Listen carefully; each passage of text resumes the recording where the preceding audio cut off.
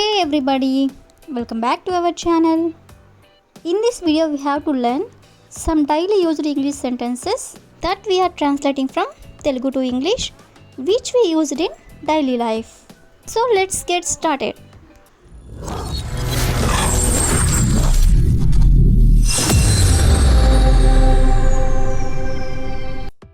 Before going to the topic, if you like this video, please like and share to your friends and family members, and also don't forget to subscribe my channel. Okay, coming to the topic. ఈరోజు వీడియోలో మనం అవసరం లేదు అంటే no need అంటే అవసరం లేదు. So ఈ వర్డ్ని యూజ్ చేసుకొని కొన్ని ఎగ్జాంపుల్ సెంటెన్సెస్ అనేవి చూద్దాం. సో ఫస్ట్ వన్ ఈస్ ఇంత ఆలస్యంగా కాల్ చేయాల్సిన అవసరం లేదు. ఇంత ఆలస్యంగా కాల్ చేయాల్సిన అవసరం లేదు.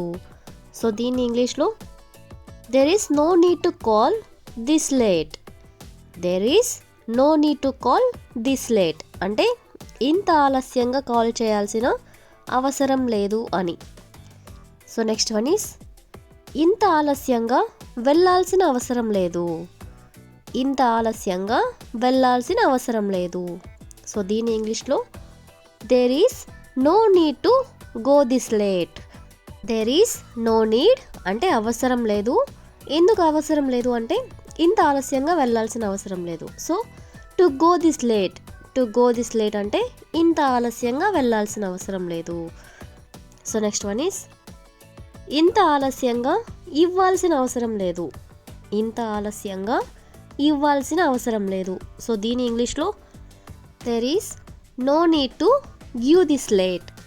There is no need to give this late అంటే ఇంత ఆలస్యంగా ఇవ్వాల్సిన అవసరం లేదు అని. సో నెక్స్ట్ వన్ ఈస్ ఇంత ఆలస్యంగా నిద్రపోవాల్సిన అవసరం లేదు. ఇంత ఆలస్యంగా నిద్రపోవాల్సిన అవసరం లేదు. సో దీని ఇంగ్లీష్లో there is no need to sleep this late. There is no need to sleep this late అంటే ఇంత ఆలస్యంగా నిద్రపోవాల్సిన అవసరం లేదు అని. సో నెక్స్ట్ వన్ ఈస్ ఇంత ఆలస్యంగా చేయాల్సిన అవసరం లేదు. ఇంత ఆలస్యంగా చేయాల్సిన అవసరం లేదు. సో దీని ఇంగ్లీష్లో there is no need to do this late. There is no need to do this late. Do అంటే చేయడం. So the last example is ఇంత ఆలస్యంగా తినాల్సిన అవసరం లేదు. ఇంత ఆలస్యంగా తినాల్సిన అవసరం లేదు. సో దీని ఇంగ్లీష్లో there is no need to eat this late. There is no need to eat this late అంటే ఇంత ఆలస్యంగా తినాల్సిన అవసరం లేదు అని. సో ఈ విధంగా మనం అవసరం లేదు అంటే నో నీడ్ అనే వర్డ్ని యూజ్ చేసుకొని కొన్ని ఎగ్జాంపుల్స్ అనేవి చూసాం కదా. సో నెక్స్ట్ వచ్చేసరికి అభ్యర్థించానా అంటే మిమ్మల్ని అభ్యర్థించానా అంటే డిడ్ ఐ రిక్వెస్ట్ యూ అంటే నేను మిమ్మల్ని రిక్వెస్ట్ చేశానా అంటూ ఉంటాం కదా. సో ఈ వర్డ్ని యూజ్ చేసుకొని కొన్ని ఎగ్జాంపుల్ సెంటెన్సెస్ అనేవి చూద్దాం. సో ఫస్ట్ వన్ ఈస్ వాళ్ళతో మాట్లాడమని మిమ్మల్ని అభ్యర్థించానా. వాళ్ళతో మాట్లాడమని మిమ్మల్ని అభ్యర్థించానా.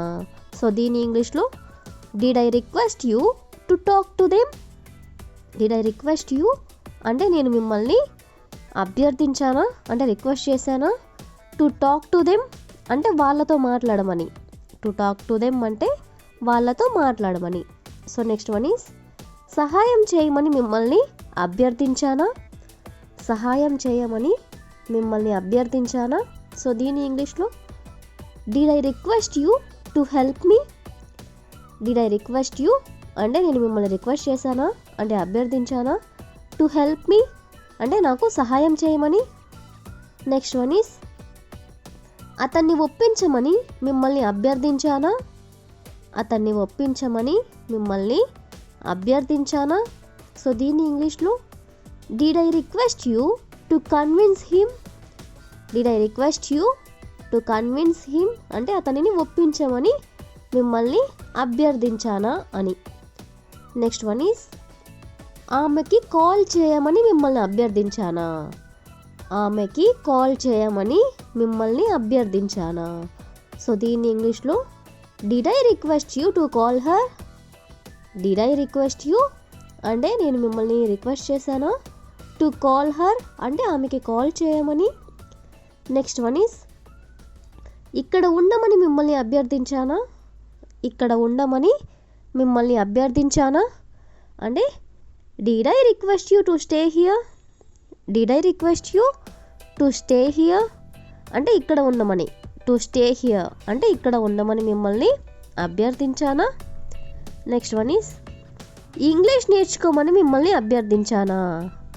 ఇంగ్లీష్ నేర్చుకోమని మిమ్మల్ని అభ్యర్థించానా అంటే did I request you to learn English.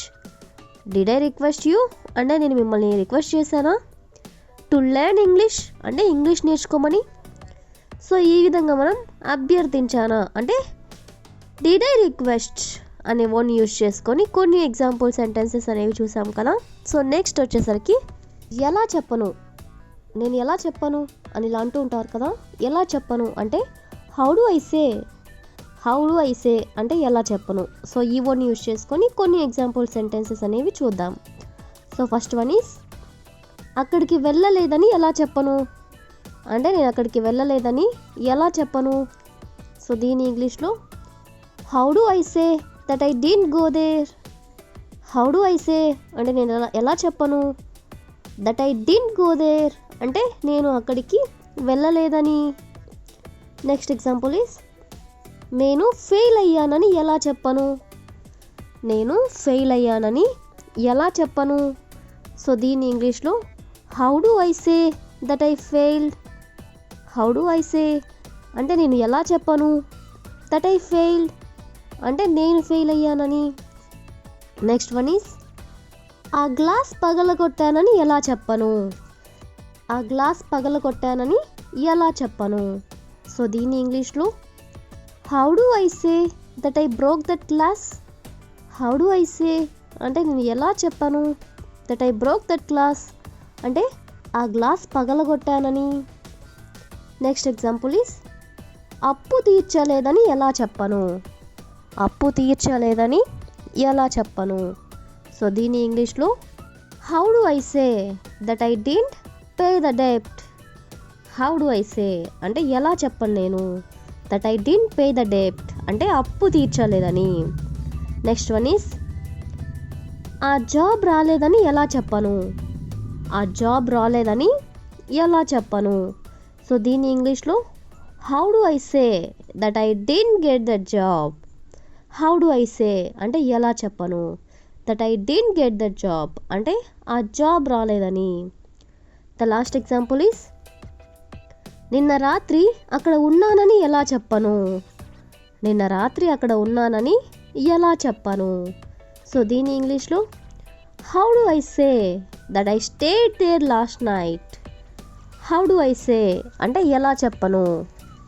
That I stayed there last night అంటే అక్కడ ఉన్నానని అంటే ఆ రాత్రి అక్కడ ఉన్నానని.